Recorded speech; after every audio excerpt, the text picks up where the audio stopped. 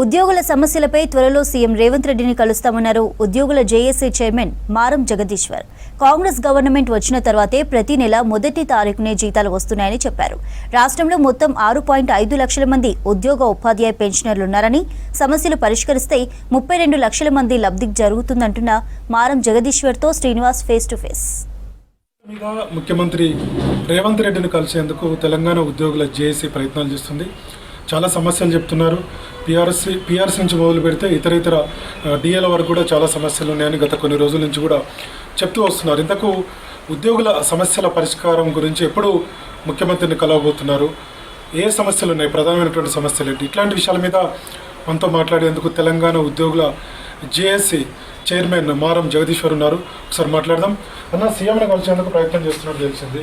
ఎప్పుడు కలవబోతున్నారు? మీకున్నటువంటి సమస్యలు ఏంటి మేజర్గా? చాలా సమస్యలు ఇలా పెండింగ్ ఉన్నాయి. సీఎం గారు కూడా దృష్టి తీసుకెళ్ళినాం. మరి త్వరలో కలవాలని చెప్పినాం. ఆర్థిక పరిస్థితి కొంచెం ఇబ్బందికరంగా ఉన్నది. ఆర్థిక పరిస్థితి మెరుగుపరిచిన తర్వాత పిలుస్తానని చెప్పిన సందర్భాన్ని గుర్తు చేస్తున్నాం. ఆర్థిక పరిస్థితి కాకుండా చాలా ఆర్థికపరమైన కాకుండా చాలా సమస్యలు ఉద్యోగాలు ఉన్నాయి. ముఖ్యంగా పెండింగ్ బిల్స్ని అయితే చాలామంది ఉద్యోగులు వాళ్ళు వాళ్ళు దాచిపెట్టుకున్న డబ్బులు ఇలా జీపీఎఫ్ అమౌంట్ అయినా అవైనా వాళ్ళ అవసరానికి కొరకు అవి వాడుకుంటారు. కానీ వాళ్ళు అవసరానికి వాడుకుంటారు. దాదాపు సంవత్సరం 2 సంవత్సరం గత ప్రభుత్వం నుంచే ఈ ఈక్విబర్ సిస్టమ్ తీసుకొచ్చి చాలామందిని ఇబ్బంది చేసిన పరిస్థితి ఉన్నది. రైట్. హెల్త్ కార్డుల విషయం ఎంతవరకు వచ్చింది? ఇంతకుముందు ప్రైవేట్ ఆసుపత్రుల్లో కూడా పనిచేయడం, గత గవర్నమెంట్లో కూడా ఇబ్బంది పడ్డారు. ఈసారి ఏమన్నా అవకాశం ఉందా? హెల్త్ కార్డులు ఏమన్నా మీరు అంటే కొంత షేర్ చేసుకొని హెల్త్ కార్డులు ఇవ్వాలని ఏమైనా డిమాండ్ తెస్తున్నట్టున్నారు, అది ఎంతవరకు వచ్చింది? గత ప్రభుత్వంలో హెల్త్ కార్డు గురించి ఈహెచ్ఎస్ అని ఒక కార్యక్రమం తీసుకున్నాం. ఆ రోజు కూడా చాలాసార్లు సమావేశాలు ఏర్పాటు చేసుకొని ప్రభుత్వం తరఫున ఒక షేరు, ఉద్యోగుల తరఫున ఒక షేర్ పెట్టేసి దాన్ని ఇవ్వాలని మేము నిర్ణయించాం.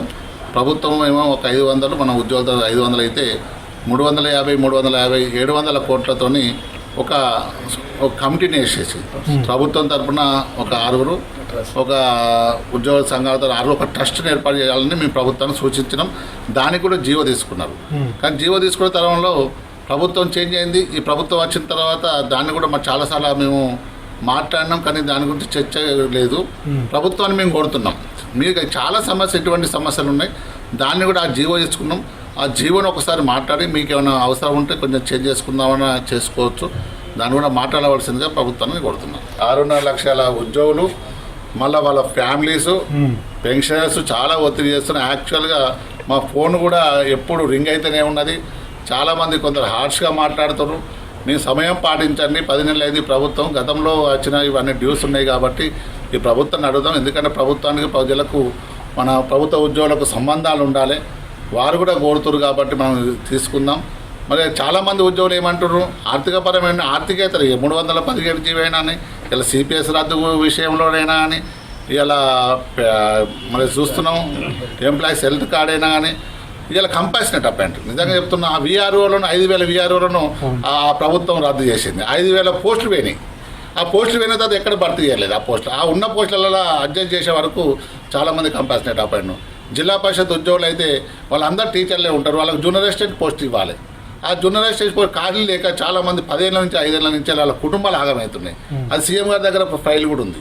ఆ ఫైల్ కూడా సంతకం పెడితే వాళ్ళకు సూపర్ మెమరీ క్రియేషన్ చేసి వాళ్ళకి ఇస్తే వాళ్ళ కుటుంబాలు బాగుపడతారు. చాలామంది మా దగ్గర తిరిగిపోతారు. మేము రేవంత్ రెడ్డి గారే అని కోరుతున్నాం. వేమనారాయణ రెడ్డి గారికి దాదాపు 10-15 సార్లు పోయినాం. చాలామంది స్క్రోలింగ్ చేస్తారు, ఇక వేమనారాయణ రెడ్డి మీకు టైం ఇస్తలేడు, ఆ కేసీఆర్ ఇక్కడ టైం ఇస్తారని. మన కోదండరాం గారికి పోయినాం చాలాసార్లు. మేము చెప్పినాం, మేము దృష్టి తీసుకెళ్ళిపోతున్నాం. మొన్ననే మనం ఇచ్చినప్పుడు లెటర్ ఇచ్చినప్పుడు కూడా తను చెప్పిన 3-4 రోజుల్లో కూర్చుంటా అన్నాడు. దయచేసి రేవంత్ రెడ్డి గారిని మేము కోరుతున్నాం, ముఖ్యమంత్రి గారిని. ఎందుకంటే మాకు పెద్దన్నగా ముఖ్యమంత్రి ఉంటాడు. మరి ఆ ముఖ్యమంత్రి గారు మమ్మల్ని, ప్రభుత్వ ఉద్యోగులను మమ్మల్ని చూసే బాధ్యత తన పైన ఉంటుంది. మాకు పూర్తి విశ్వాసం రేవంత్ రెడ్డి గారి మీద ఉంది. త్వరలోనే పిలిచి మా అన్ని సమస్యలు పరిష్కరించాలని కోరుతున్నాం.